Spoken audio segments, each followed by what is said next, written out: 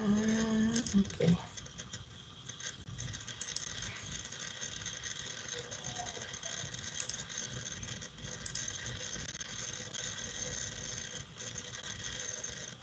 ¿Ya la pueden ver? Sí, doctora, yo ya la veo. Sí, doctora. Ok. Bueno, pues vamos a ir empezando, ¿no? Entonces, la apendicitis, pues ahí en las generalidades, pues tiene varios nombres, o la han llamado por varios nombres, que sea la tiflitis secal, tiflitis vermiforme o gangrena pendicular. Nosotros como la conocemos, pues apendicitis aguda, ¿no?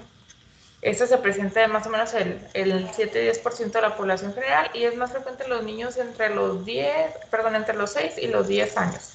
Aunque también es frecuente en los adolescentes, ¿eh? Pero esto es como que la edad pico ahí que nos maneja. Obviamente, dependiendo de la bibliografía donde lo lean, pues les va a variar un poquito, pero más que nada para que tengamos presente que sí es mucho menos frecuente en niños menores de 6 años. Estos son los picos de edad, yo diría que entre los 6 y los 12 más o menos, pero les digo, depende de la bibliografía. Es más en los hombres, en los niños, y es la indicación quirúrgica más frecuente de cirugía abdominal en niños mayores de 4 años. Es lo más frecuente, ¿no? Que nos va a llegar. También es el hecho de que no sea tan visto, tan frecuente en menores de 6 años, pues no quiere decir que no exista. También lo podemos ver en recién nacidos y en lactantes. Como es una patología mucho menos frecuente en esta edad, a veces sí tardamos en hacer el diagnóstico porque no es lo que pensamos de inicio. Si traen datos de abdomen agudo, pues vamos a pensar otras cosas que son mucho más frecuentes para la edad, pero pues debemos de tener, estar conscientes que también ellos también tienen su derecho a tener su apendicitis, ¿no? El riesgo en los niños entre más pequeñitos va a ser mucho mayor el riesgo de perforación que en los niños grandes o que en los adultos, ¿no? Ellos tienen como 50 y en algunas bibliografías manejan hasta el 80% más de que se pueda perforar comparados con un adulto o un niño ya grande. ¿Cuál es aquí la fisiopatología? Pues hay una inflamación del apéndice. Regularmente va a ser por una obstrucción súbita de la luz intestinal. ¿Por qué esa obstrucción? Pues puede ser por varias causas, por fecalitos, por parásitos, por cuerpos extraños o, lo más frecuente, hiperplasia linfoide. Y esto hace que se empiece también a invadir ahí de flora bacteriana, empiecen a reproducirse y se va haciendo ahí la infección local, ¿no? Aquí estaría ya más como más resumido. Va a haber una obstrucción, va a haber crecimiento bacteriano, eh, va a disminuir el retorno venoso, o sea, la circulación ahí del intestino. Esto va a generar que haya edema de mucosa y congestión y aumento de la presión en la pared. Como va a haber aumento de la presión en la pared, pues también va a haber también aumento de la presión en los capilares y eso genera isquemia, ¿no? Toda la isquemia y todo esto va a generar translocación bacteriana y es como empieza ahí a generarse la infección. Ok, la más frecuente, la forma de presentación más frecuente de la apendicitis va a ser intraperitoneal, 95%, y en el adulto es mucho más frecuente que pueda ser retrocecal, en un 65%. Hay otras localizaciones que ya no son tan frecuentes, pero sí, la más frecuente es la intraperitoneal y en el adulto la retrocecal, que ya eso es lo que les había comentado ahorita de la fisiopatología, ¿no? Entonces, hay diferentes clasificaciones, depende de dónde lo lean. Hay unas clasificaciones que lo dividen en 4 y otras en 5. La primera sería la fase 1 es mucosa, la segunda es flemosa, la tercera es purulenta y la cuarta sería gangrenosa o perforada. En otras clasificaciones así lo tienen. Entonces, ¿cuáles son las bacterias o los microorganismos que influyen más aquí ya cuando hay translocación bacteriana e infección local? Pues obviamente las que son ahí que viven cerca en el intestino: E. coli, Staphylococcus aureus, Enterococos, Klebsiella y Pseudomonas también. Entonces son ahora sí que los patógenos que tenemos que atacar cuando hay una apendicitis perforada. Imagínense todos esos bichos que son pues ahora sí que son hasta cierto punto normales en intestino, pero en cavidad abdominal, pues acuérdense que es una cavidad estéril, entonces hay perforación y todo esto se va a regar ahí en el peritoneo, ¿no? Ok, ¿cuál es el principal problema, sobre todo en niños? Que ya sea los papás cuando van iniciando, no es como que inicie un niño con dolor abdominal y diga, tengo apendicitis, pues no. Acuérdense que cuando este tipo de procesos, este tipo de patologías que es más que nada inician como inflamatorias, va a ser un dolor progresivo, no va a ser un dolor tan fuerte súbito. Va a ser un dolor progresivo y a veces los papás medican a los niños, a los pacientes. Muchos papás tienen la idea de que es que una vez le dieron Bactrim para el dolor de panza, pues le voy a dar Bactrim. Y le empiezan a refundir antibióticos y ya empiezan a modificar el cuadro. O, le duele la panza, le voy a dar ibuprofeno, le voy a dar ketorolaco. Entonces ya todo eso a lo mejor sí les calma el dolor por unas horas, pero ya son horas que perdimos para ir viendo la evolución del cuadro y llegar a un final, a un diagnóstico. Ok. El niño aquí sí puede presentar signos y síntomas diferentes, por lo que es mal diagnosticada, ¿no? Regularmente es como de libro el cuadro, pero les digo, por todas estas causas de que ya me los medican, pues ya se modifica bastante el cuadro y es más difícil. Si, por ejemplo, a ustedes les llega un paciente que tiene un dolor abdominal y ustedes sospechan que puede ser una apendicitis, pero no trae todos los datos a la exploración o no trae tanto dolor, pero ya fue medicado, no eliminen esa sospecha. ¿Por qué? Porque ya nadie te asegura al 100% que a lo mejor se modificó el cuadro o que no está así típico del librito por los medicamentos. Es mucho más confiable, por ejemplo, en que me llegue un niño con dolor abdominal y que lo sospecho, pero la exploración pues no trae los signos o los datos, es un dolor muy leve o no cumple con todas las características y ese niño no ha sido medicado, yo más fácilmente o más a gusto lo puedo mandar a casa con datos de alarma. A lo mejor le puedo dar un antiespasmódico para el dolor, pensando en que sea otra la causa viral, una gastroenteritis que va iniciando, todavía no trae diarrea, va iniciando con dolor, y datos de alarma que si el dolor, a pesar del medicamento del antiespasmódico, no te va a modificar el cuadro, ¿no? Si el dolor, a pesar del medicamento, sigue o aumenta o es cada vez más fuerte, pues ya le das el dato de que tiene que regresar a revisión sin medicarlo también. Pero si es un niño que nos llegó y que le estás dudando también y ya lo medicaron y no está seguro, pues ahí sí se tienen que aventar toda su batería de estudios para estar bien seguros de que es o no es, ¿no? Entonces, ahí es el problema de la medicación y no solo los papás, ¿eh? O sea, muchos médicos, dolor de panza, antibiótico, súper mal. O sea, dolor de panza que no está seguro qué es, dale sintomáticos nada más sin modificar el cuadro, ¿ok? Las manifestaciones clínicas, solo el 50% de los niños las presentan, la mayoría va a ser vómito, después de ahí dolor abdominal, o inician como vómito y luego ya sale el dolor abdominal. Hiporexia es muy, muy importante, un niño con dolor abdominal o con probable apendicitis que tenga hambre, lo más probable es que no sea apendicitis.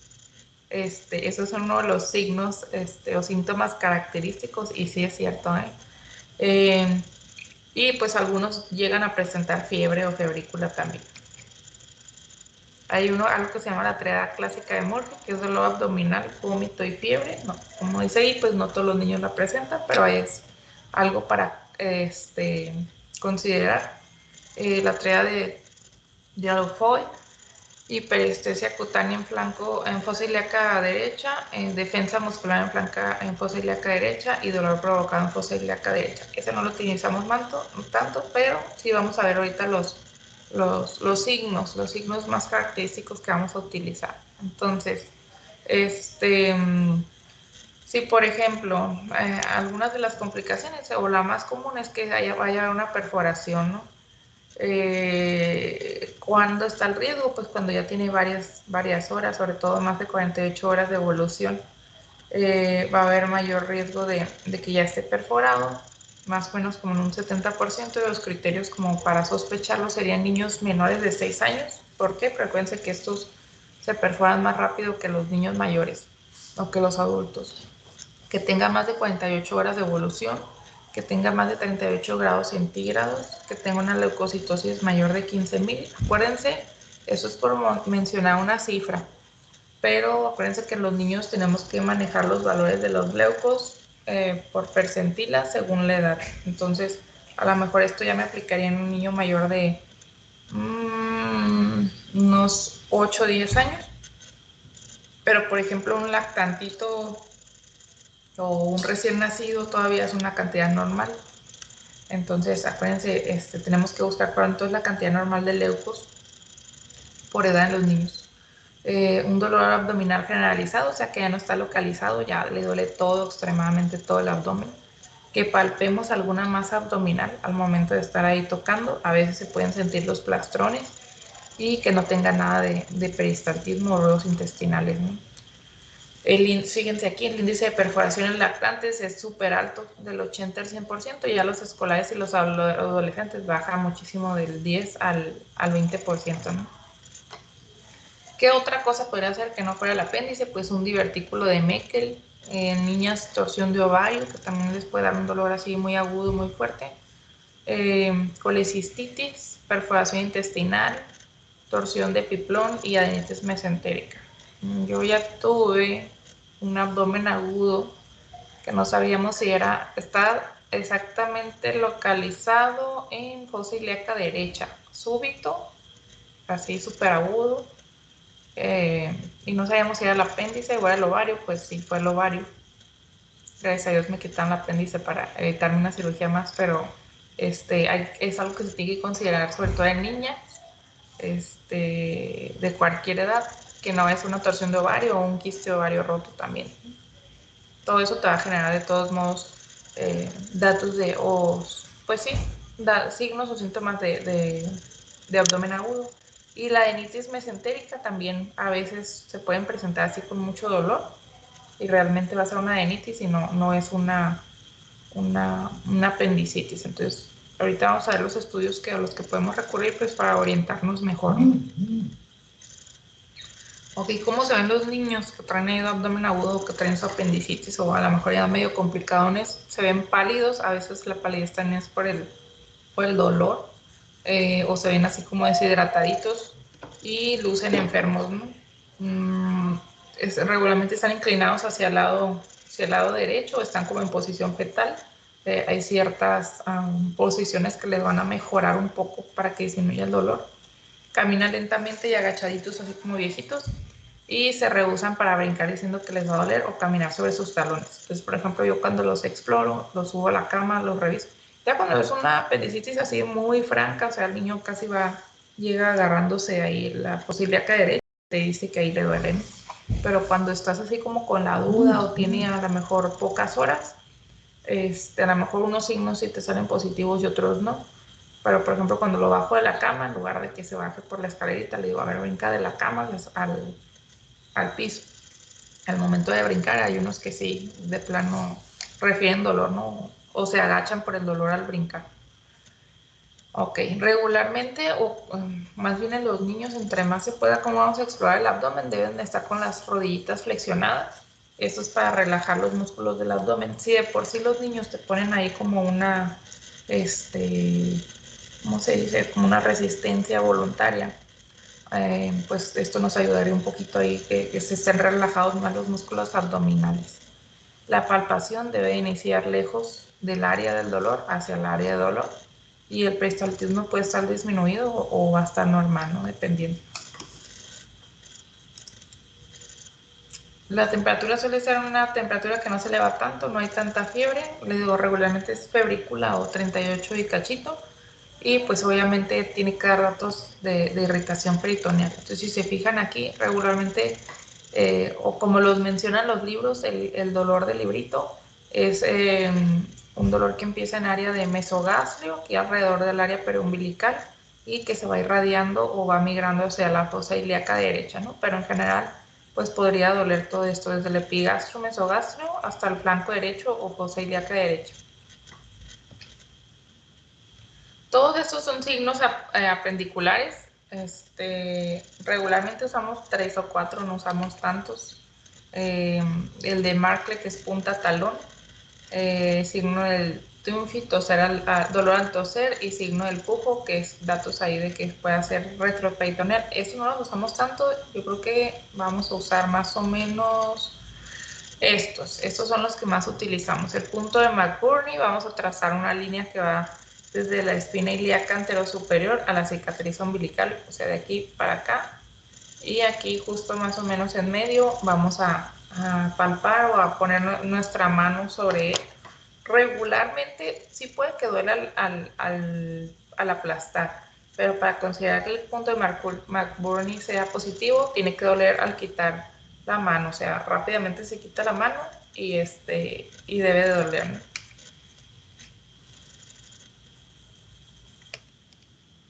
Bueno, sería el de von Blumberg, dolor a la descompresión brusca, que sería como y el McBurney es al presionar. Entonces, ahí me equivoqué, pero es lo mismo, se traza la misma línea. Entonces, uno es el dolor al presionar y esta va a ser cuando les dije que descomprimen así bruscamente. Si lo hacen despacito, así no va a funcionar, tiene que ser rápido y se debe presionar lo más que se pueda, ¿no? El signo de Robson, que es dolor referido en el cuadrante superior derecho, durante la compresión firme del colon izquierdo. También vamos a presionar esa área y va a referir dolor ahí en el cuadrante superior derecho. Los signos de perforación que podemos sospechar, pues sería que haya bastante distensión abdominal. Permítanme. Doctora, viene el familiar de un paciente que acaba de pasar con usted a ver algunos cursos de un medicamento. ¿Puede pasar? Espérame. Espérenme tantito, chicos. Ok.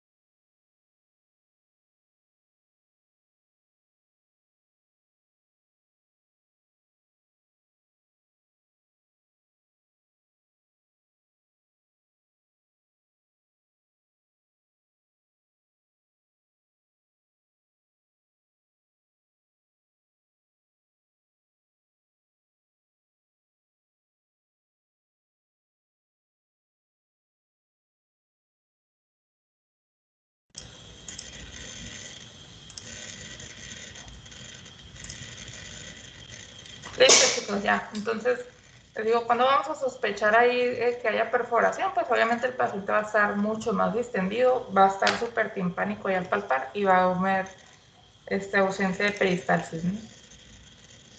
El signo del obturador, dolor provocado por rotación pasiva interna del músculo derecho, van a estar igual acostados con sus rodillitas flexionadas, van a agarrar una de las piernas, regularmente la derecha, la van a doblar y la van a rotar de forma interna hacia el muslo, ¿no? Y el signo del psoas va a ser dolor a la extensión de la cadera, con el paciente en decúbito lateral izquierdo o elevación contra una resistencia a la pierna derecha extendida. Eso regularmente les sirve mucho verlos en clínicas. No sé si en clínicas han estado ahí repasando las técnicas, porque sí, pues está así como más difícil leer el concepto, ¿no? Pero ahora sí que practicándolo es cuando se les va a quedar un poquito más claro. Y pues dolor a la percusión del talón con la pierna totalmente recta, ese también lo podemos utilizar. Están acostados y ahora sí que le damos se les avisa obviamente, le vamos a dar un golpe en el talón, le damos un golpe fuerte y a veces preguntas, ¿te duele? Y te dicen, sí, ¿dónde te duele? Y apuntan al talón, ¿no? Pues obviamente debe ser el dolor ahí en flanco derecho. Ok, ahí están más o menos los signos físicos de ahí de la exploración que les estaba diciendo. El tacto rectal, pues en teoría también deberíamos de hacerlos. No, realmente no lo hacemos en todo paciente, pero si tenemos la duda de que podría ser algún otro diagnóstico, acuérdense sobre todo en los niños con invaginación, que lo estemos sospechando, los lactantitos, está indicado. Entonces, dependiendo de la consideración y de la experiencia de uno, pero si tenemos duda o nos va a servir para algo más, hay que hacer el tacto rectal. La biometría hemática, pues obviamente va a haber leucocitosis. Si realmente fuera mayor de 20,000, por ejemplo, o ya está súper perforado y infectado y ya tiene 1000 horas de evolución, o hay que sospechar otra causa, ¿no? Por ejemplo, un divertículo de Meckel, que por lo agudo, lo grave también de ese padecimiento, a veces nos presentan esas cantidades. Entonces, regularmente va a andar entre los 10,000 y los 14,000, 15,000, ¿no? Entre los 10 y los 20, más o menos. Aunque el ego también debemos de hacerlo. ¿Por qué? Porque acuérdense, bueno, ya que lo veamos, una infección de vías urinarias en niños no siempre es tan clara como en el adulto. Casi siempre es disuria, o escalofríos, fiebre. En el niño puede ir desde el dolor abdominal, también así intermitente, diarrea también. Entonces es uno de los diagnósticos diferenciales ahí de un abdomen agudo. Entonces regularmente los cirujanos siempre nos piden que tienen que tener su ego, ¿no? Aunque en la radiografía simple de abdomen se deben tomar de pie y acostados. Hay que ver ahí la distribución del gas intestinal, sobre todo en el cuadrante inferior derecho. Regularmente va a haber una escoliosis lumbar por el dolor. El mismo niño, sin darse cuenta, va a generar ahí como una deformidad por el dolor. Y a veces pues va a estar borrado también el músculo psoas, ¿no? No lo vamos a ver ahí del lado derecho. Puede haber ausencia de la grasa, de la sombra de la grasa preperitoneal, ausencia de la sombra de la grasa prevesical, borramiento de la articulación sacroiliaca, imagen de masa con burbujas de aire en el interior. Todas estas son súper rarísimas, ¿eh? Yo creo que nunca he visto estas. Las tres primeras, esas sí las debemos de buscar y esas son las más frecuentes.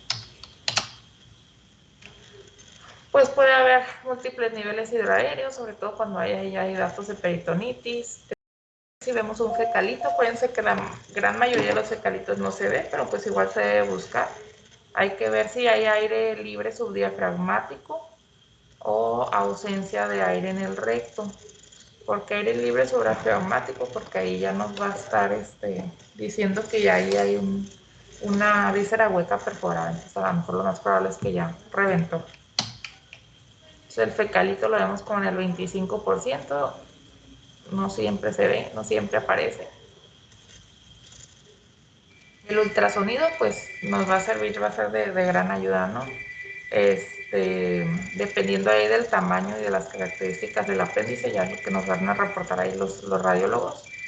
Hay algunos apéndices que no son tan compresibles o no se logran ver, sobre todo cuando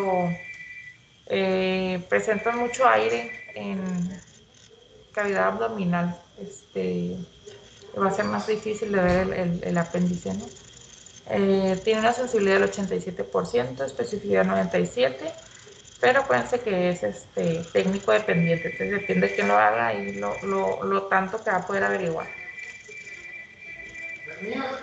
Ok, ¿cuándo se considera el ultrasonido positivo? Como el apéndice no compresible, es no compresible con diámetro anteroposterior mayor de 6 milímetros y negativo si no se visualiza el apéndice y no hay presencia de líquido. Acuérdense que cuando hay presencia de líquido, pues ya nos sospecha que hay ahí también nos da la sospecha de que hay algún proceso inflamatorio local. Entonces, ¿cuál es el estándar de oro para la apendicitis? Una tomografía de abdomen. ¿Por qué? Porque les digo, si hay mucho aire, si hay mucha masa fecal, a veces no se logra ver bien el apéndice, pero otras, por ejemplo, que en el ultrasonido no vamos a poder ver los ganglios, por ejemplo, vamos a poder descartar una adenitis y en la tomografía sí podemos ver todo esto.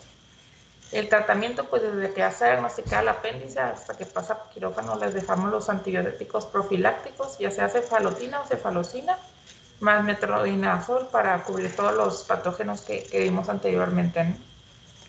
Complicaciones, ilio paralítico dinámico, sobre todo las primeras 24 horas, si el paciente no está caminando, va a ser más difícil que se esté moviendo ahí el intestino, entonces hay que ayudarle, ¿no? con las caminadas. Y unas pues serían las apendicitis complicadas, ¿no? Las complicaciones tardías serían las hernias en la incisión, obstrucción mecánica o bridas, y la infertilidad es muy raro, sobre todo ahí en obstrucción de trompas, pero pues hay que mencionarlo, lo menciona ahí la bibliografía. El tratamiento, si no hay cefotaxima, en niños también se puede hacer amica, pues usamos amica, y pues para el dolor va a ser ketorolaco o paracetamol. Yo recomendaría ketorolaco porque pues es un poquito más potente para el dolor y pues obviamente postquirúrgico duele bastante, ¿no? Los vamos a hidratar desde antes de pasar a quirófano, ya que salen de quirófano, eh, posterior a la apendicectomía. Y la apendicectomía laparoscópica está contraindicada en menores de 5 años y en el adulto mayor. Regularmente en ellos es abierta y es una herida, una incisión pequeñita. Pronóstico está relacionado con el tiempo de evolución y presencia de peritonitis. De evolución menor de 24 horas y sin perforación, la tasa de morbilidad por absceso va a ser casi nula, menor de 1%, y la tasa de mortalidad 0%. O sea, si la diagnosticamos a tiempo, si la tratamos a tiempo y no llega a ser una peritonitis, por ejemplo, tiene muy buen pronóstico. Ya cuando tiene más de 24 horas, ya hay peritonitis, hay abscesos, la tasa de mortalidad incluso se eleva a 0.5, de 0.5 a 1, pero digo, es muy poquito, pero pues ya ahí ya sí es riesgo, ¿no? La mortalidad de menores de 2 años es del 10%, recién nacidos hasta 80%, fíjense, y se puede presentar también durante el segundo trimestre del embarazo. ¿Dudas o preguntas, chicos? Entonces, como ven, pues es una patología realmente benigna si la sabemos diagnosticar a tiempo y tratar como debe de ser. Si hacemos todo mal, o dejamos pasar mucho tiempo, pues va aumentando ahí los riesgos de complicaciones, ¿no? Entonces, acuérdense que entre más chiquitos va a ser más peligrosa o más fatal para los pacientes. Ya más, cuando son mayores, pues ya va disminuyendo, pero de todos modos hay que hacer el diagnóstico a tiempo. Listo, chicos. A ver quién va a exponer ahorita. ¿Quién sigue? Hirschsprung. Enfermedad de Hirschsprung.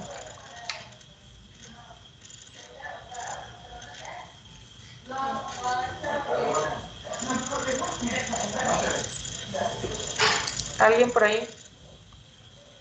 ¿No están los de Sí, aquí Hirschsprung? estamos. Ah, Sí. pues ya. Empiécenle, chicos.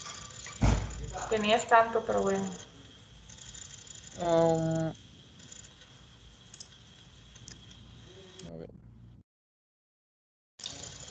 Ustedes le empiezan, para que la empiecen a compartir.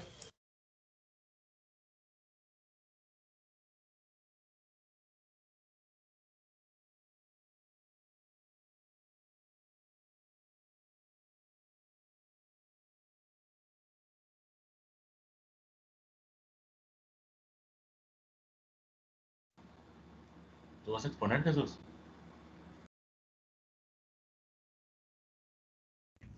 Sí, con el Tadeo.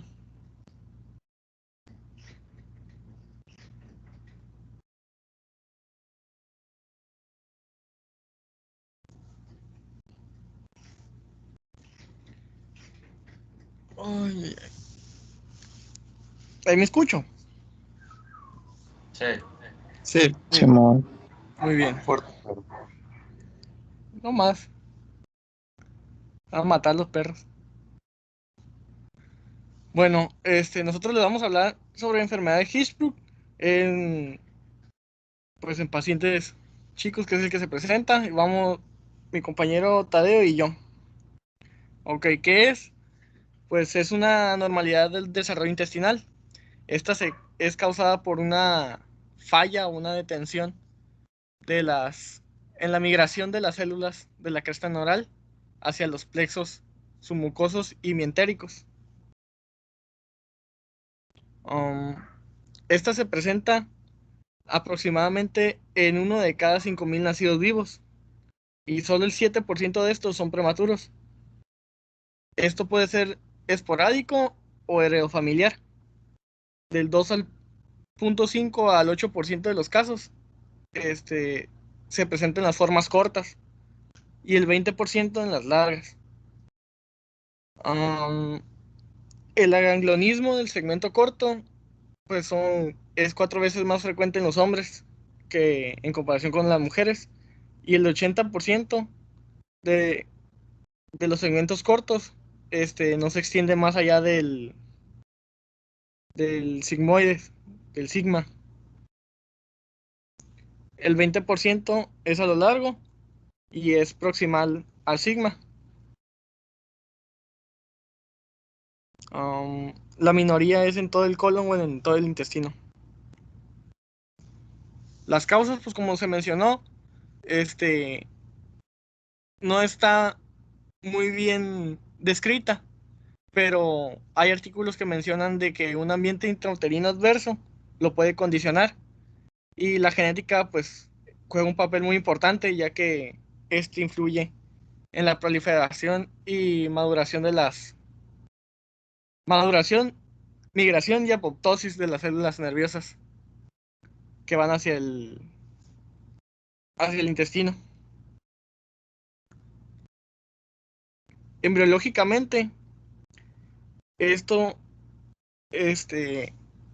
pues se detiene la migración la migración de estas células es cefalocaudal. Entonces, como estas se derivan de la cresta neural, a lo largo del intestino viajan, viajan a lo largo del intestino durante la embriogénesis. En esta patología, no sucede esto. Entonces, para la semana 4 de la gestación, ya tienen que estar, situados a lo largo del intestino. Y para la 12 ya tienen que alcanzar el recto. Cuando no sucede esto, pues no hay motilidad intestinal.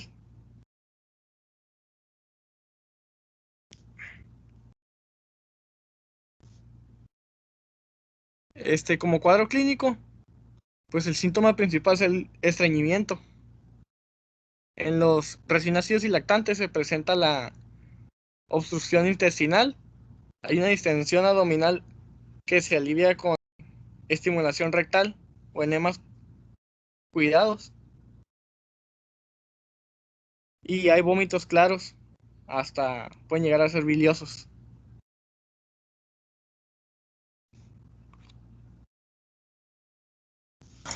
Sí, son niños que desde que nacen están, o si tú le preguntas a los papás, te van a referir que siempre han batallado desde que nacieron para hacer el de los principales síntomas o signos fue el estreñimiento, luego que fueron con varios doctores o fueron varios cambios de leche.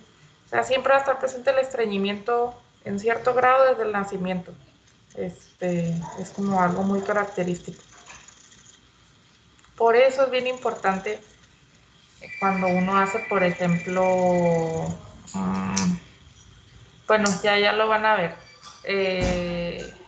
Por ejemplo, cuando vamos a dar de alta a un paciente, por ejemplo en el materno, que están las mamás recién aliviadas y están los bebés. Entonces, si nosotros, ¿qué es lo más conveniente? Que se den de alta los bebés a las 24 horas, no antes. ¿Por qué? Porque una de las cosas que tenemos que vigilar es esto, que tolere la vía oral, que no esté vomitando, pero sobre todo, si no hay presencia de una o más evacuaciones en las 24 horas, nuestra obligación es sospechar esto o ver qué es lo que está pasando. Porque sería como el tiempo esperado en que ya presentara por lo menos una evacuación. Entonces, sí es bien importante esto.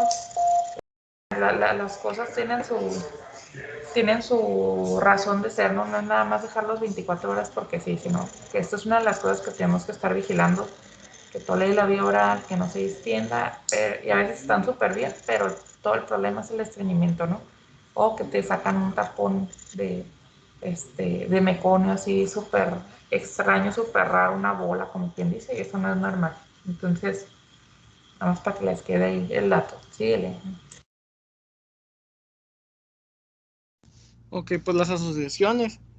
Esta enfermedad pues se presenta el 70% de los casos sola, en el segmento corto, pero el otro 30% aparece en conjunto con anomalías congénitas, ya sea el 12% en síndrome de Down y el 18% a otras alteraciones sindromáticas, ya sea un síndrome de neoplasia endocrina, un carcinoma medular de tiroides o un neuroblastoma, con o sin síndrome de hipoventilación.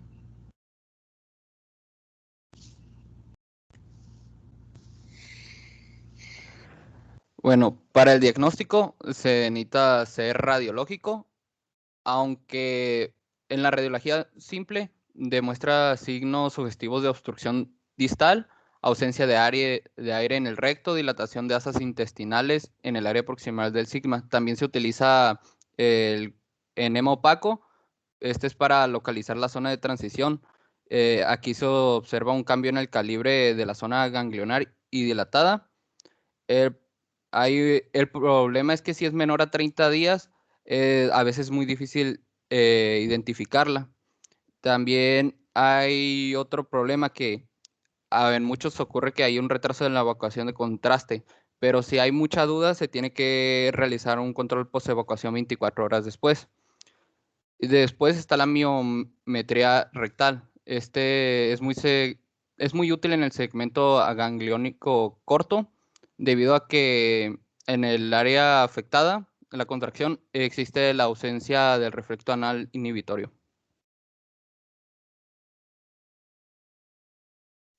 En la biopsia rectal se toman de 2 a 3 muestras. Se tiene que evitar de 1 a 3 centímetros junto al ano por las células ganglionares. Para el diagnóstico en la histológico, hay ausencia de las células ganglionares en la submucosa y el plexo mientérico junto a la presencia de fibras colinérgicas hipertróficas. En la tinción histoquímica se muestra aumento de la acetilcolinesterasa. Para el tratamiento, pues más que nada tiende a ser quirúrgico. Aquí tienen 3 principios. 1, reextensión del intestino del enfermo, del recto sigmoide en el 85% de los casos. 2, el descenso del colon normogangliónico a través de la pelvis, que se le dice pull through. Anastomosis colon-rectal pero por arriba de la línea pectínea. Las técnicas más usadas es de Swinson, Duhamel y Soap. Bueno, como este es un algoritmo diagnóstico, también se me olvidó mencionar que el tiempo para esto quirúrgico puede ser hasta definitivo, el límite es hasta los 46 meses. En el segmento ultracorto, en el esfínter anal interno, se puede utilizar en vez de una esferentomía, infiltraciones de toxina botulínica. Ok, una vez que se sospecha con la clínica, como mencionó la doctora, en las 24 horas de vida sin ausencia de meconio, todo eso, se le puede, no puedes andar siguiendo los lados, lo que, porque no, ¿Cómo seguir o los sea, lados? moverle. Se sospecha de Hirschsprung, se puede Aquí. realizar, sí, seguirlo así porque pues Ok. no se puede mover. Si hay una descompresión rectal satisfactoria, se tiene que realizar una biopsia. Si en la biopsia pues da positiva, se realiza un colon por enema para determinar la longitud. Y aquí se puede utilizar la técnica de descenso transanal, de Swinson o de Swab. En caso de que no haya descompresión por sonda rectal y haya desequilibrio hemodinámico y abdomen agudo, se tiene que realizar una laparotomía exploratoria. Si se detecta en la zona de transición en colon descendente o sigmoide, se realiza una colostomía de 5 centímetros hacia arriba de la zona de transición clínica. Esto siempre se debe corroborar el diagnóstico con biopsia y ahí decides el tipo de descenso. Si la zona de transición es en colon transverso, en el ángulo hepático o ilion, o sin zona de transición clínicamente evidente, se realiza una ileostomía. Pues Dios, ya dale. El pronóstico, pues no es tan bueno como otras intervenciones pediátricas, ya que las complicaciones son muy comunes y se presentan después de las intervenciones quirúrgicas. Las próximas a la intervención puede presentarse escoraciones perianales, ilio prolongado, obstrucción intestinal, infecciones, y una de las complicaciones tardías es enterocolitis. Ahorita voy a mencionar esto. Incontinencia, esta pues tienen a observarse de entre el día 5 y 10 deposiciones líquidas, pero muchos de los pediátricos tienden a normalizarse hasta los 6 meses o un año, como un 70%. En el estreñimiento afecta como un 8 a 20% de los pacientes y pues inicialmente el tratamiento es conservador, pero si persiste demasiado tiempo se tiene que realizar de nuevo los estudios complementarios y pueden ir desde unas bases terapéuticas que sean desde dilataciones forzadas, inyecciones de toxina botulínica, miomectomía o revisión quirúrgica. También puede haber una enuresis, pero es muy rara, no es tan común, es del 5 al 26%. La enterocolitis, pues estos desarrollan entre el 5 al 42% de los pacientes. Esto se ha relacionado con la operación de estenosis anastomósicas, malnutrición perioperatoria. Esto, en el caso si es por la enfermedad directa, esto se produce debido a una dilatación del intestino que aumenta la presión intraabdominal, que hace disminuir la perfusión sanguínea de la pared, así alterando la mucosa y su mecanismo de transporte y barrera. Esto provoca una proliferación de bacterias como Clostridium difficile, Staphylococcus, flora anaerobia y coliformes. Los síntomas tienden a ser fiebre, diarrea, heces con sangre o no, y distensión abdominal y letargia. Y esas son las referencias.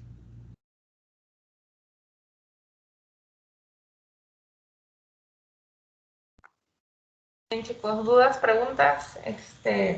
Pues sí, como ven, es una patología que ahora sí que esta no es tan inocua como las demás, las previas que vimos, ¿no? Esta sí es de difícil diagnóstico, de difícil manejo, sobre todo. Ahí les interfiere mucho ahí también en la calidad de vida de los niños, sobre todo si no tienen los medios. Esos niños constantemente pues los tiene que estar viendo el gastropediatra. adecuarle ahí las dietas, a veces pueden quedar ahí como con un estreñimiento residual, entonces el cirujano pediatra, son muchas personas que tienen que estar valorando, entonces sí es una patología ahí de muchos cuidados, la verdad. Entonces no sé si tengan alguna otra duda, pregunta.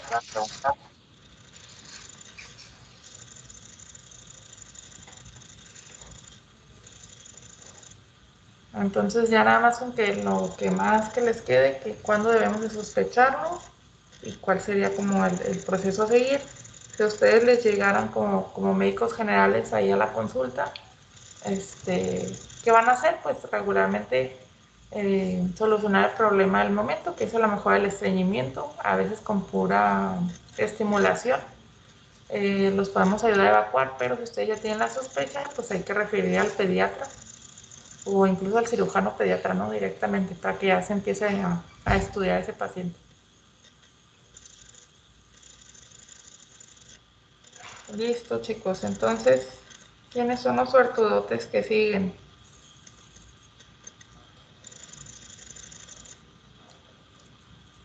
Nosotros.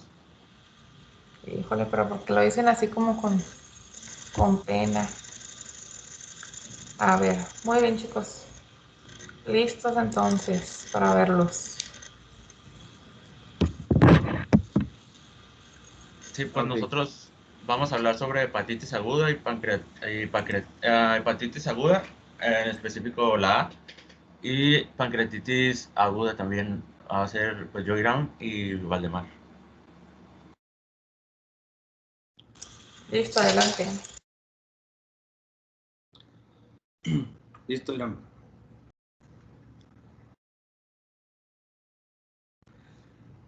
Irán, cámbiale. Ah, claro. O bueno, pues, bueno, como ya dijo el compañero, vamos a hablar sobre hepatitis, en específico lo que es la A. Esta es una que se distribuye mundialmente. Implica nada más mayormente en las áreas con condiciones higienocontasanitarias. Lo que pasa es de que como la transmisión, ahorita la vamos a ver, es por eso que se dan zonas geográficas de este tipo. Y se puede presentar en forma esporádica o también se pueden hacer epidemias. Como definición de la hepatitis, en sí es una inflamación aguda del hígado que es causada por cualquier noxa patológica y suele conllevar a una transaminitis. El virus de esta hepatitis es un monocatenario positivo de la familia Viridae y de género hepatovirus. Bueno, la transmisión de esta, aquí se los puse en imágenes porque es de persona a persona, pero es fecal oral. Y esto en los niños es muy comúnmente que se realice por medio de las guarderías, como lo vemos en la imagen, ¿no? Por falta de higiene y que es la principal causa.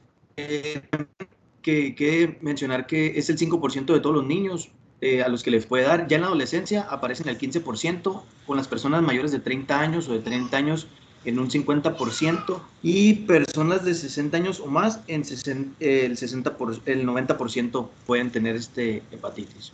Sobre todo esto se ve más en países donde hay mucha comida ambulante, ¿no? O sea, en Estados Unidos donde vas a ver changarritos de puestos y tacos en la calle, o sea, aquí por eso también es un índice ahí alto, digo, aparte de guarderías y todo ese tipo de cosas, entonces también influye mucho ahí la comida en la calle.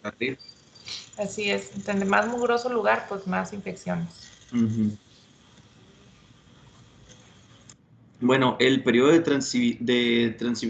transmisibilidad y de incubación. Menciona la bibliografía que es del 1 a las 2 semanas antes de que presente la ictericia, como ven en la imagen del niño amarillo. Antes de que se presente esto, ya tiene de 2 semanas previas para estar contaminando a todos los que tengan contacto con él.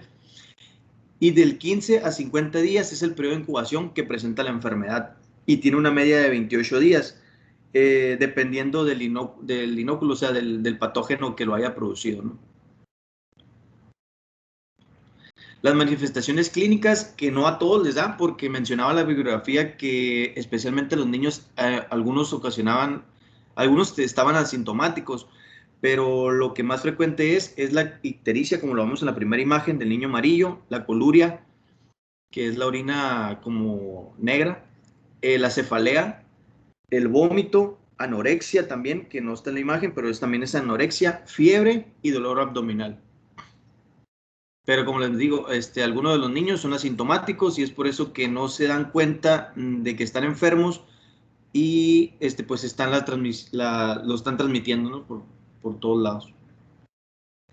El diagnóstico pues es meramente clínico y también se puede realizar por pruebas de laboratorio, que son las pruebas microbiológicas, que es la IgM específica. Esta se detecta de los 5 a los 10 días después de la exposición del virus.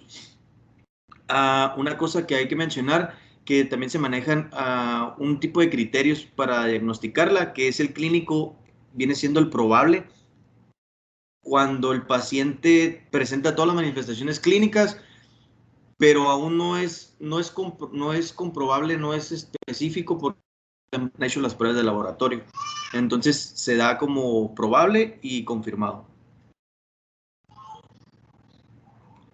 El tratamiento pues nada más es sintomático y evitar los fármacos hepatotóxicos. Leí en algunas biografías mencionaban que hasta el paracetamol, doctora, no sé si estoy mal, pero mencionaban que el paracetamol, el diclofenaco, la amiodarona y otros tipos de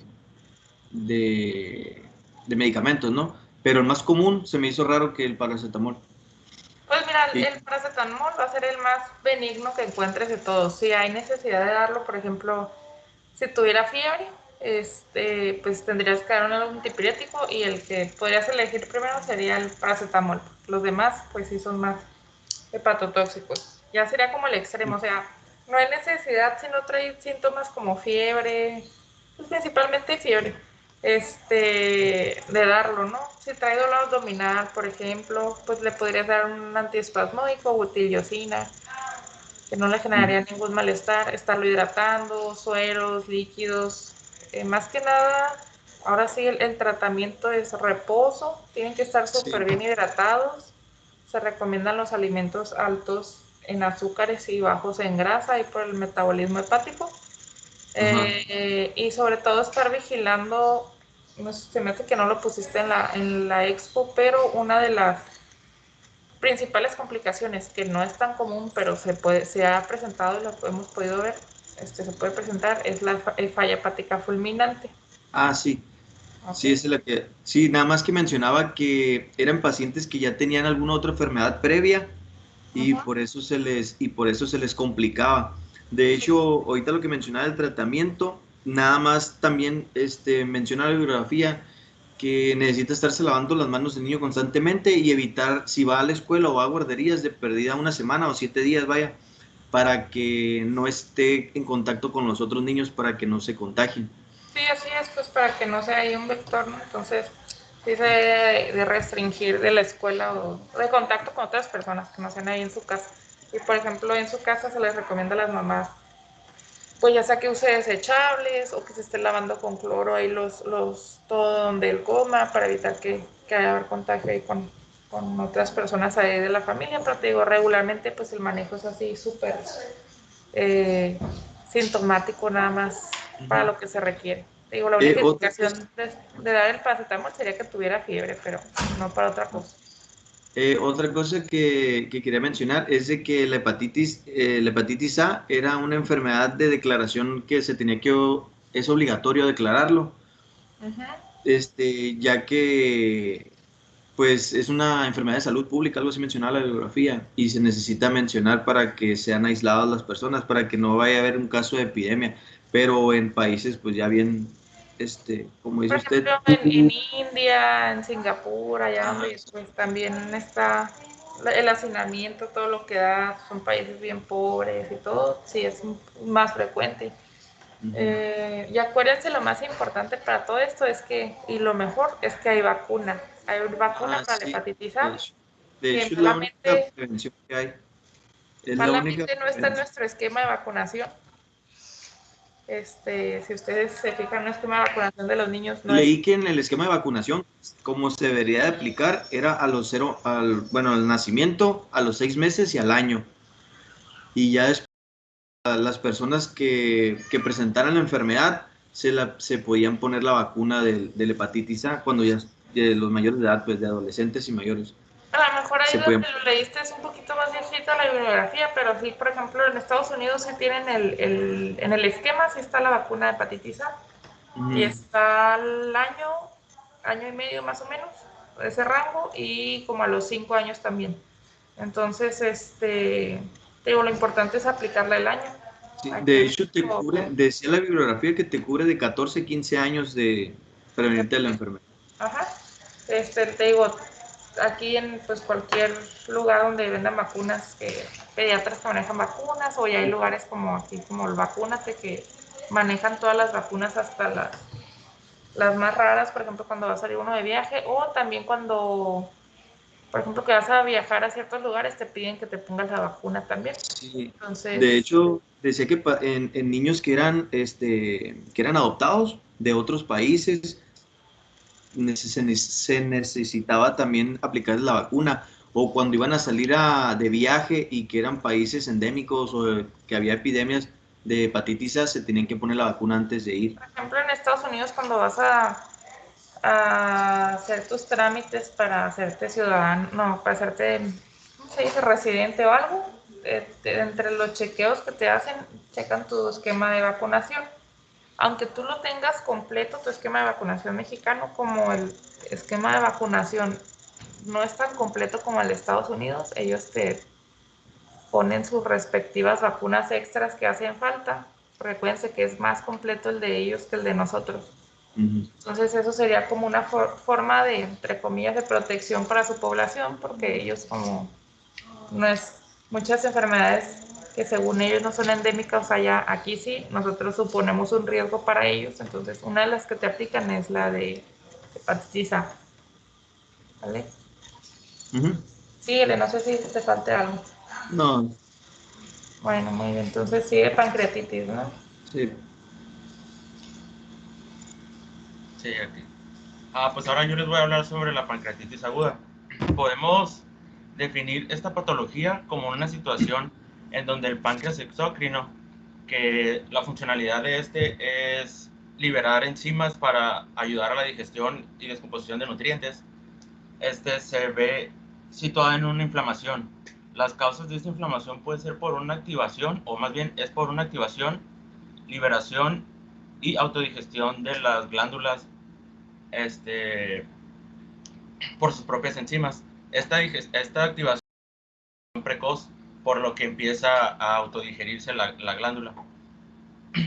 Un ejemplo puede ser el tripsinógeno, que en maneras normales no debería de activarse a tripsina hasta salir del páncreas. Este puede acompañar o provoca un edema, puede haber necrosis peripancreático, que esta es una situación leve, es una enfermedad que se presenta como en el 80-90% de los casos, es leve, o puede llegar a una forma grave que ya va a presentar necrosis intraperipancreática y hasta del parénquima, y en unas ocasiones puede presentar hemorragia. La pancreatitis aguda se pueden presentar en dos formas, como les dije ahorita. La edematosa, que es el curso leve y autolimitado, y la otra presentación pues es la necrotizante. En este caso existe un curso clínico fulminante y es rápidamente progresivo. Nos puede dar datos como dolor intenso, falla renal, colapso circulatorio y una evolución fatal que puede ser de días a horas, de horas a días.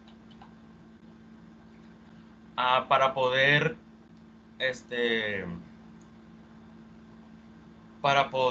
definir esta patología, tenemos que tener, y como es un proceso agudo, debe de haber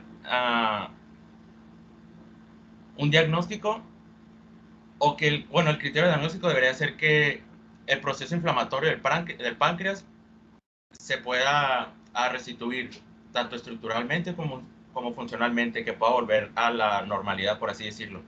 Y llevar 2 de los 3 criterios que se van a mencionar a continuación, que son dolor abdominal de tipo, que nos lleve a pensar en una pancreatitis aguda, que se los voy a mencionar más adelante cómo es, que la amilasa y la lipasa sean mayor a 3 veces su valor normal, que también se los voy a mencionar más adelante, y que las imágenes tanto radiológicas, de ultrasonido o de TAC, sean compatibles con pancreatitis aguda.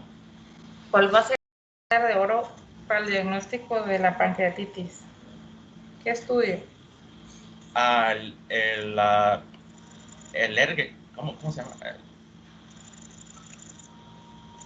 No me acuerdo cómo, el pancreatografía retrógrada. Ajá. Bueno, ¿con cuál en caso que no tengas una endoscopía con biopsia, se puede hacer ese. Pero leí que... Ajá. Mande. Regularmente todas las bibliografías nos mencionan que el estándar de oro va a ser la tomografía, porque ahí puedes clasificar a la pancreatitis, ¿no? Pueden ser las clasificaciones de Baltasar y todo eso. Digo, se pueden hacer muchos estudios, pero ahora sí que el que te va a hacer el diagnóstico te va a decir si es una... Ya quedó, ¿eh? ¿Qué se vas a entregar? Sí, te da el diagnóstico y aparte te da en qué escala está o qué tanta clasificación, ¿no? Y el estadio, bueno, te va a ayudar a hacer el estadio laboratorio junto con imágenes, te va a ayudar a hacer ahí la clasificación. Entonces, así lo que ocupamos, no te va a servir de nada o no te va a servir de mucho pedirle un ultrasonido. A lo mejor te estás sospechando otra cosa y ahí te aparece, ¿no? Que puede pasar, que tú estés sospechando en otro cuadro o en un cuadro de abdomen agudo y al momento de pedir ultrasonido te reportan que está el páncreas acá súper inflamado. Entonces ya sería como por hallazgo que nos damos cuenta y ya en los laboratorios, no siempre que pedimos química, por ejemplo, vamos a poner lipasa o amilasa. Entonces ya ahí ya los pides bueno, ahora sí que para confirmar, pero sí la tomografía sería como el estudio de elección de primera línea. Sí. ¿Vale? También quería mencionarles que no hay una escala de edad en la que se presente comúnmente esta enfermedad. Normalmente se presenta de 3 a 13 casos por cada millón de pacientes. En un estudio que leí que hicieron una revisión de 40 años de casos aquí en México, se presentó que de 3 a 13 pacientes por cada 1 millón. Y las etiologías que se presentaron más fueron cáncer, lupus eritematoso sistémico y medicamentos. En las enfermedades sistémicas, en el artículo que mandó la autora, se presenta alrededor del 20% de los casos. También una situación de algún trasplante de órganos, cualquier otra situación en la que la reducción de la oxigenación y la articulación sean bruscas, van a producir una pancreatitis aguda. Algunos casos pueden ser como un shock séptico, hemorrágico o alguna cirugía cardíaca que tenga una larga duración. Ahí como dice ahí el último párrafo que pusiste, la mayoría son idiopáticos, o sea, nos logramos dar con la causa de la pancreatitis. Yo creo que la más rara que me ha tocado ver es una niña como unos 12 años que era portera de fútbol y a un compañerito se le ocurrió colgarse de la portería y se les vino encima y le cayó todo el tubo de la portería en el abdomen. Eso fue pues como un trauma cerrado de abdomen y le generó una pancreatitis por el traumatismo directo ahí al páncreas. Entonces, pero puede ser por muchísimas causas. Ustedes buscan ahí como las tablitas o algo. Puede ser incluso por picadura de arañas, de insectos, por ciertos fármacos que consuman. Pero sí, pues esos son los principales. Listo, síguenle.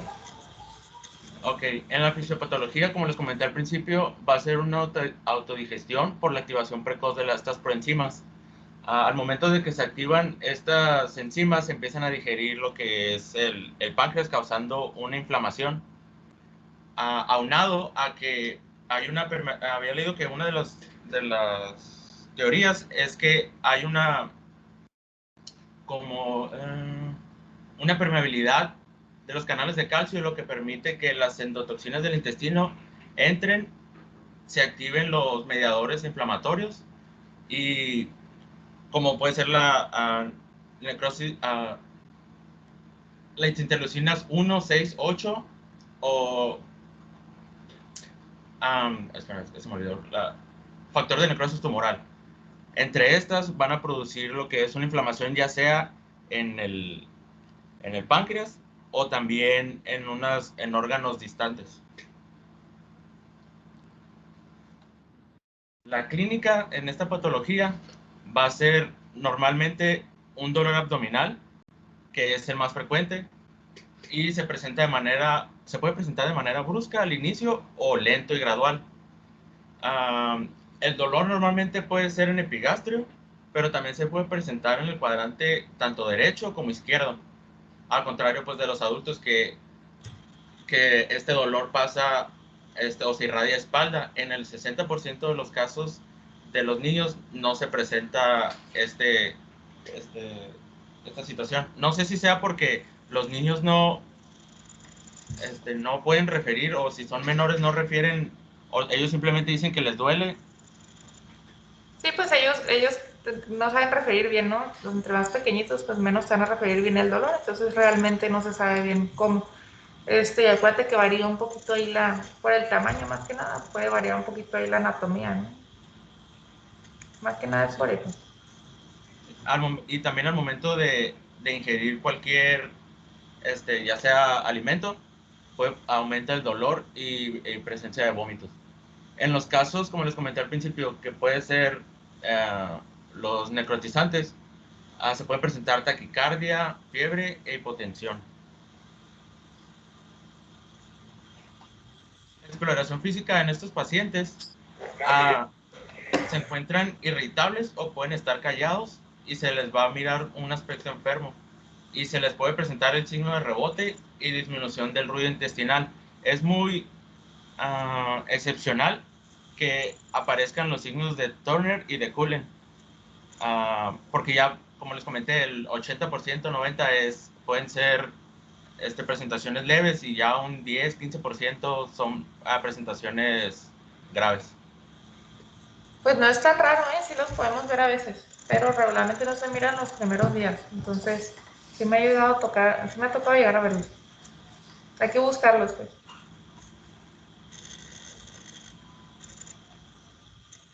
Ok.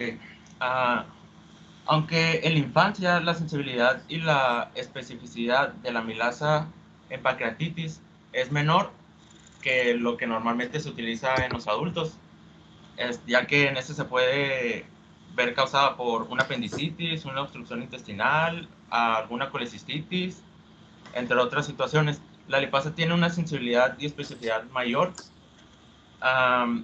pero en un 94% de los casos en los que se hizo una valoración de amilasa y lipasa y las dos salieron altas, se puede llegar a pensar que estamos ante la presencia de una pancreatitis aguda. No sé si quiere comentar algo o le sigo. No, sí. Ok. Ese sería diagnóstico por laboratorio. En el diagnóstico por imagen, la ecografía, lo que se puede encontrar en una ecografía abdominal pueden ser dos situaciones. Una, que el páncreas esté aumentado de tamaño por la inflamación, y dos, que la ecogenicidad esté disminuida. Esto se va a dar, como pueden ver aquí, por ejemplo, en la porción, en la cara anterior de lo que es el páncreas se encuentra el estómago. De por sí, porque es multilobular el páncreas, no va a tener una ecogenicidad. ¿Qué quiere decir esto? Que no va a tener una reflexión del sonido al momento de hacer el estudio.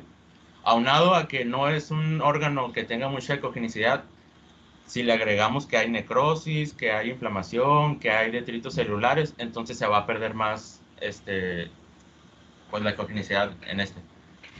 La ultrasonografía endoscópica, se pueden observar imágenes del árbol biliar en lo cual nos puede llevar a encontrar una causa de la pancreatitis.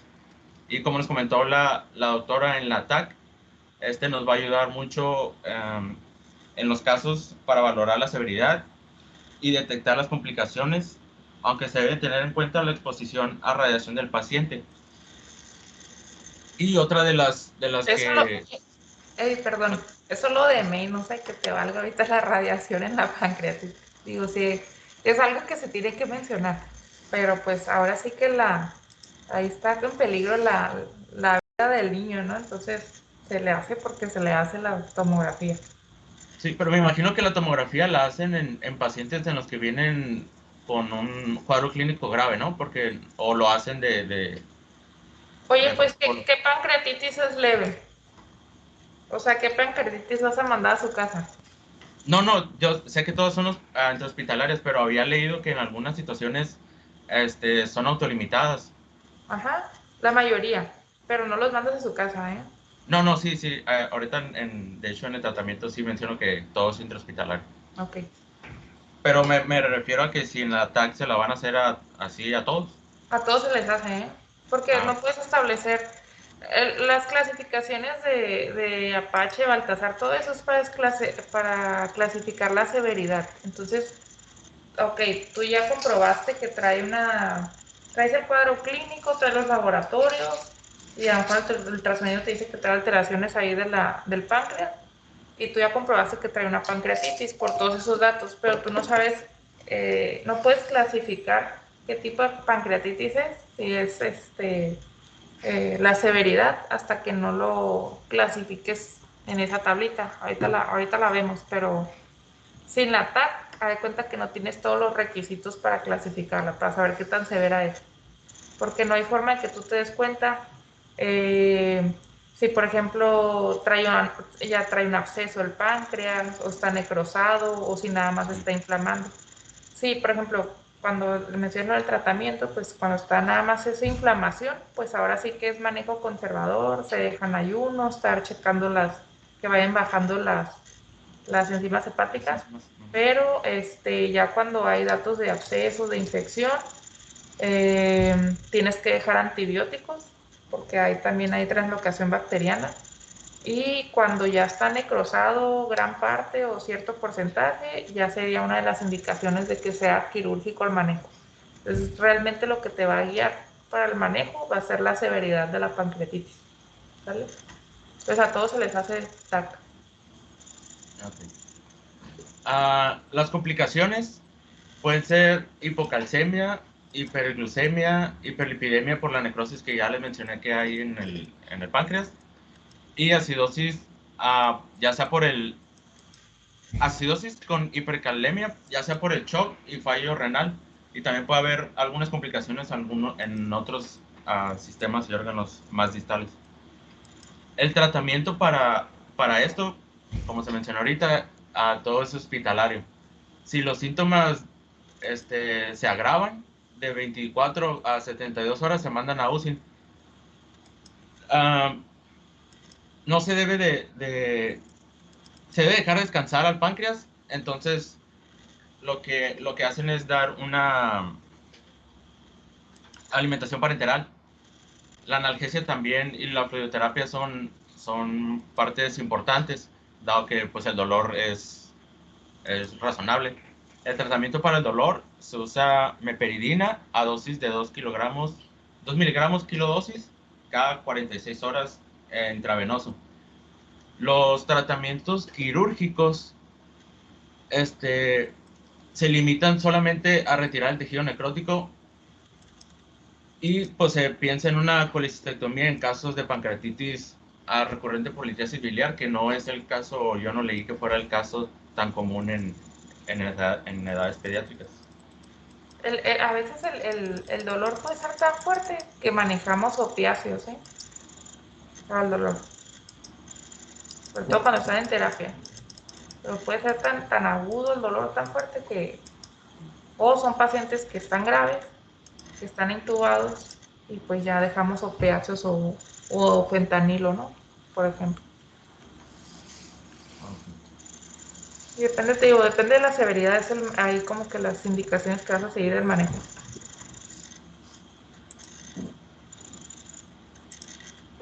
Y eso sería todo. ¿Ya terminaste? Sí.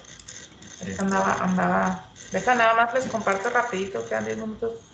Sí, porque no puse la Baltasar. Okay. Sí, porque quiero que esa la vamos a poner en su cuadernito. Para que la tengan. Okay. Nada más agregar. No sé si tengan alguna duda. O de hepatitis también. Ahí está, chicos, ya les aparece. Sí. Esos son los criterios de Baltasar, ¿no? Entonces, dependiendo ahí ahora sí que los datos que nos dé la tomografía, por ejemplo, si es un páncreas normal, pues se va dando puntajes.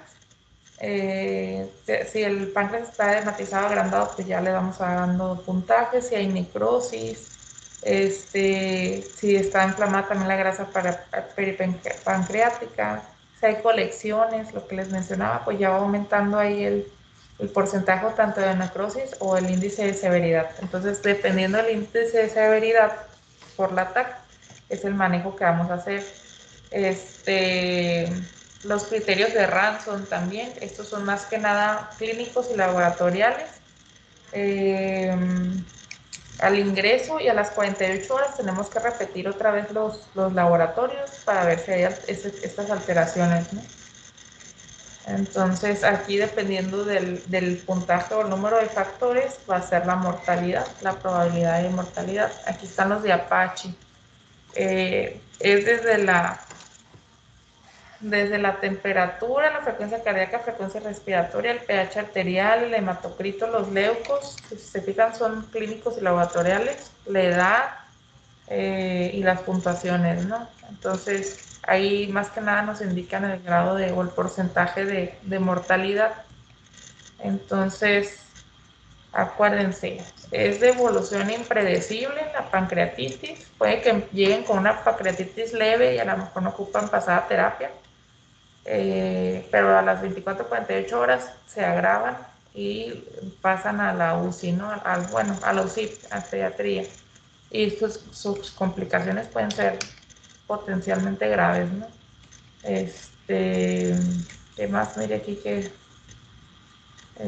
pues obviamente va más enfocada como con el manejo de terapia, pero si se fijan es un manejo multidisciplinario, desde que se vaya a requerir una endoscopía por el gastro, radiología intervencionista, el intensivista pediatra, el cirujano o el internista, dependiendo si pase a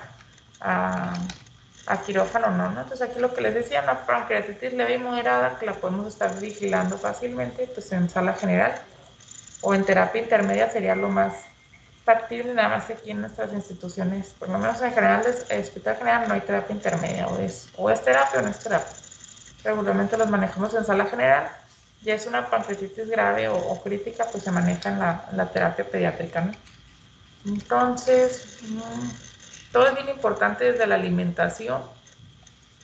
Si se ven cómo vamos ahí regresando la alimentación, empezamos con agua con azúcar, después con régimen líquido con hidratos de carbono y proteínas sin lípidos.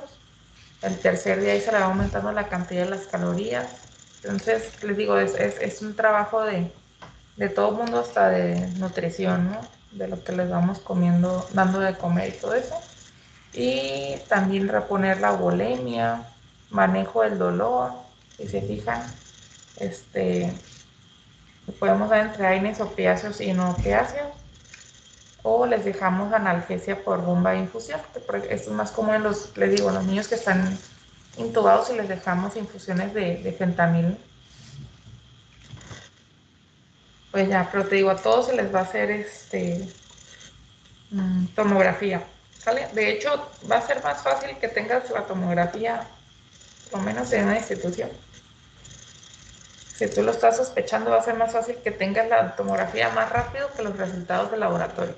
Y la tomografía no es como el ultrasonido de el ultrasonido a veces es como que pues parece, pero no puedo ver bien, relaciona con la clínica, ¿no? La tomografía o te sale, o la tiene y te sale, o no tiene y no te va a salir. Entonces tomografía para todos. Ok, chicos, dudas, preguntas hasta aquí. A ver, mañana es jueves, ¿verdad? Sí. Mañana les debo la clase de constipación y encofrentes porque no la encontré, pero déjame buscarla bien, mañana se las doy y ya no alcanzamos aparte. Serían valvas ureterales que ya me mandaron la expo, ya la revisé y están pendientes que no me han mandado cistitis y uretritis y pielonefritis. Si alcanzamos, que no creo, veríamos la clase de infección de vías urinarias y IBUs recurrentes. No creo que alcancemos, pero pues igual la voy a dejar ahí preparada. Pero sí, valvas, cistitis y constipación y ecopresis la vemos mañana. Como no les he puesto examencito todos estos días y acuérdense que es parte de su calificación ahí mensual, y luego hay controversias con que no me hizo examen y cómo va a poner ese porcentaje, entonces les voy a poner un examencito mañana y el viernes otro chiquito ahí para que tengan con qué defenderse de los temas que hemos visto, ¿sale? ¿El viernes también? Ah, lo que les iba a decir, es el único viernes nada más para ponernos al corriente con los temas. ¿Qué te digo? Sí, son 2 temas nada más. Voy a tratar de, si alcanzamos mañana a dar uno, para que el viernes quede nada más uno pendiente, porque si no vamos a alcanzar a ponernos al corriente. ¿A qué ¿A horas qué juegan? horas el viernes, doctora? ¿A qué horas juegan el viernes? La mayoría. O una opción es que los que les toque exponer el viernes entren a la clase conmigo y la dejamos grabada, pero por lo menos las personas que van a exponer y ya los demás que quieran y puedan, pues pueden entrar y la checan después. Ahí la única cosa sería que no, nada más los que entren, pues va a haber ahí la resolución de las dudas, pero por lo menos las personas que van a exponer el viernes. Y no haré examencito el viernes. No, se los pongo el lunes. Uno mañana y uno el lunes. ¿Y el Oye, examen lunes sería sería Examen. Si se fijan, el otro es el lunes en la tarde, ¿eh? El mensual. Ah, sí, sí. antes será doble examen ese día. Pues uno chiquito en la mañana y ya el bueno en la tarde, ¿no? ¿Y va a ser solo de los temas vistos, doctora? El del lunes, Marca. si Ajá, quieren, el del... dejamos hasta lo que veamos el viernes. Ya no les agrego lo que vamos a ver lunes en la mañana. ¿Sale? Ok. O sea, lo que hemos visto hasta lo que veamos el viernes. Ya lo que veamos el lunes en la mañana ya queda para el próximo examen. Doctora, Sí, está bien. ¿y la evaluación del segundo parcial? Ya Eso final. se las debo, ya merito. No me presionen. No, sí voy a tratar de tenerlo ya este fin de semana. Que la Me llamo mayoría salió Valdemar. bien. Sí, la mayoría salió bien, entonces se los tengo. Es más, si puedo para el viernes se los tengo. Y le mandamos foto de lo que tengamos en la libreta. No, fíjate, no hemos agregado tantas cosas este mes.